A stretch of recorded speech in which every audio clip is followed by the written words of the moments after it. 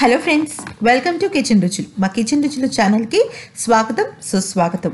ఈరోజు మనం కాదర్వల్లి గారు చెప్పిన సిరిధాన్యాల్లో ఒకటైన కొర్రల బియ్యం తయారీ విధానం తెలుసుకుందామని, ఆ కొర్ర బియ్యంతో అన్నం ఎలా తయారు చేయాలి అనేది తెలుసుకుందాం. ఈ కొర్ర బియ్యం అన్నం తినటం వల్ల అధిక బరువు, అధిక పొట్ట తగ్గిపోయి నాజుగ్గా అవుతారు. మరి తయారు చేసుకునే విధానంలోకి వెళ్ళిపోదామా? రండి. మొదటగా చేయవలసింది ఏంటి అంటే, కొర్ర బియ్యాన్ని తీసుకోవాలి. దాన్ని బాగా కడుక్కోవాలి ఫ్రెండ్స్. అయితే కొర్ర బియ్యం తీసుకోవటం వల్ల మనం అధిక బరువు తగ్గిపోతాం అనుకున్నాం కదా, అలాగే షుగర్ కూడా తగ్గిపోతుంది. ఇప్పుడు చూసారా, ఈ గ్లాస్తో నేను కొర్ర బియ్యం తీసుకున్నాను. ఈ గ్లాసు దాదాపుగా నలుగురికి సరిపోతుంది. ఇప్పుడు నేను 2 టైమ్స్ కడుక్కున్నాను, ఎందుకంటే సిరిధాన్యాల్లో ఎక్కువగా డస్ట్ అనేది పేరుకుపోయి ఉంటుంది కాబట్టి. ఇప్పుడు నేను దీనిలో 1 గ్లాసు కొర్ర బియ్యానికి 2 గ్లాసుల వాటర్ పోసుకుంటున్నాను. ఇంకా కొంచెం ఒక పావు గ్లాస్ అయినా ఎక్కువగా పెట్టుకోవచ్చు. అయితే ఇప్పుడు నేను దీన్ని దాదాపుగా 4 అవర్స్ పాటు నానబెట్టుకోవాలండి. ఎంత ఎక్కువగా నానబెట్టుకుంటే అంత త్వరగా కొర్ర బియ్యం అనేది ఉడికిపోతుంది. ఇప్పుడు 4 అవర్స్ మూత పెట్టేసి నానబెట్టేసుకుంటున్నానండి.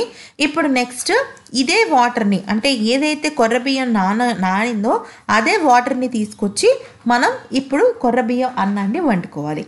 అయితే కొర్ర బియ్యం అన్నం వండుకునేటప్పుడు గమనించవలసింది ఏంటి అంటే, మీరు కనీసం 4 గంటలు నానబెట్టాలి. నానబెట్టిన తర్వాత మీకు ముద్దగా కావాలి అనుకుంటే కొంచెం ఎక్కువ నీరు పోసుకోవచ్చు.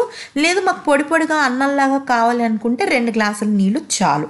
ముద్దగా కావాలనుకుంటే ఇంకొక పావు నుంచి 1/2 గ్లాస్ ఎక్కువ పోసుకోవచ్చు. అప్పుడు కొంచెం ముద్దగా నోట్లో ఈజీగా వెళ్ళిపోతుంది. ఇప్పుడు ఉడికిచ్చే ముందు నేను కొద్దిగా ఉప్పు వేసుకుంటున్నాను. ఒక పావు టీ స్పూన్ ఉప్పు వేసుకుంటున్నాను. దీనివల్ల తొందరగా ఉడికిపోతాయి కొర్రలు అనేవి. మీ ఇంట్లో పెద్దవాళ్ళు ఉంటే కనుక కొద్దిగా ముద్దగా చేసుకున్నప్పటికీ కూడా తప్పేం లేదు. ఇప్పుడు నేను హైలో పెట్టాను స్టవ్. ఒక 10 to 15 మినిట్స్ ఉడికించుకుంటున్నాను. అయితే మూత పెట్టుకుంటే మంచిది. ఒకవేళ మూత పెట్టుకోవడం ఇష్టం లేకపోయినా పెట్టుకోక్కర్లేదు. ఇలా ఒక పావు గంట సేపు ఉడికించుకోవాలి.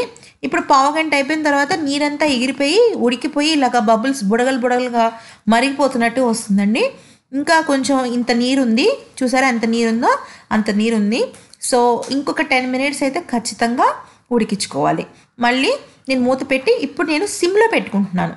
సిమ్లో పెట్టుకోవడం వల్ల మనకి కింద అన్నం అడుగంటదు, చక్కగా పువ్వులా ఉడికిపోతుంది. మధ్య మధ్యలో తిప్పుకుంటూ ఉండాలి. దానివల్ల అన్నం అనేది అడుగంటకుండా చక్కగా ప్రతి ధాన్యపు గింజ ఉడికిపోతుంది అనమాట. అండ్ కొర్రలు తినటం వల్ల షుగర్, బీపీ, అధిక బరువు, థైరాయిడ్ కూడా తగ్గిపోతుందండి. అందుకని రోజు నిత్యం కొర్రలు తీసుకోండి.